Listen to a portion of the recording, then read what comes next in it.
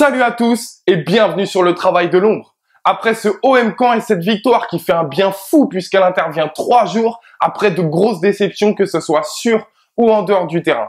Alors pour mon analyse, j'aurais pu vous parler que enfin on a su maîtriser un match de bout en bout. J'aurais pu vous parler également de la prestation de Kostas Mitroglou qu'on pourrait qualifier de décevante, voire inquiétante même s'il finit par marquer son but. Ou j'aurais pu tout simplement vous parler encore une énième fois de Luis Gustavo ou de Florian Thauvin qui sont clairement les hommes forts de cet OM.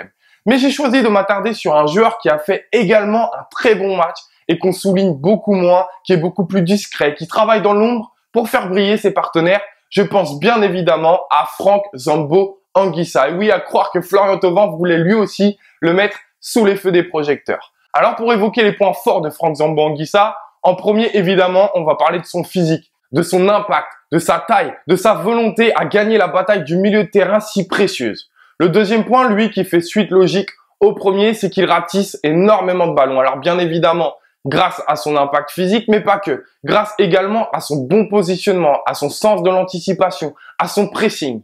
Autre point qui était beaucoup plus compliqué pour lui auparavant, mais où il s'améliore chaque jour un peu plus, c'est techniquement. Je l'ai trouvé très bon dans ce domaine face à Caen. Beaucoup plus sobre qu'à son habitude, beaucoup plus simple, à jouer très souvent en une touche de balle et je l'ai même vu combiner de manière très efficace avec ses partenaires à de nombreuses reprises. Enfin, dernier point qui est très important à souligner, c'est la parfaite complémentarité avec Luis Gustavo. Et oui, quand le Brésilien se projette, apporte offensivement, qui reste en couverture, en sécurité, c'est bien Franck Zambo Anguissa. Et inversement, ou quand le Brésilien décide de presser très haut, il est toujours accompagné par le Camerounais. Bref, ils s'entendent, ils se comprennent, ils se rassurent même mutuellement. Et est-ce un hasard si Luis Gustavo fait une grosse prestation à Nice, fait une grosse prestation face à Paris ou fait une prestation énorme face à Caen et qu'il est toujours accompagné par Franck Zambo Anguissa?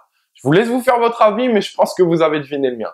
Et enfin, pour essayer de vous convaincre définitivement de l'apport essentiel de Franck Zambo Anguissa à l'OM, je vais vous poser tout simplement une question. Vous avez tous remarqué que Luis Gustavo est à l'origine de 2 de nos buts.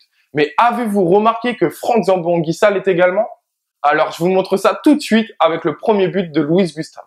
Zambo reçoit un ballon au cœur du jeu et il est bien encadré par les Canets et même mis sous pression par l'un d'entre eux. Et là où beaucoup auraient joué en retrait, lui décide d'aller de l'avant avec Gustavo. Et toujours cette idée de confiance envers son partenaire qui joue pour moi un rôle crucial dans cette passe. Le Brésilien va être évidemment lui aussi décisif avec cette passe parfaite qui casse les lignes et finit par amener son but. Pas tout à fait convaincu? Ok, alors passons au but de Mitroglou.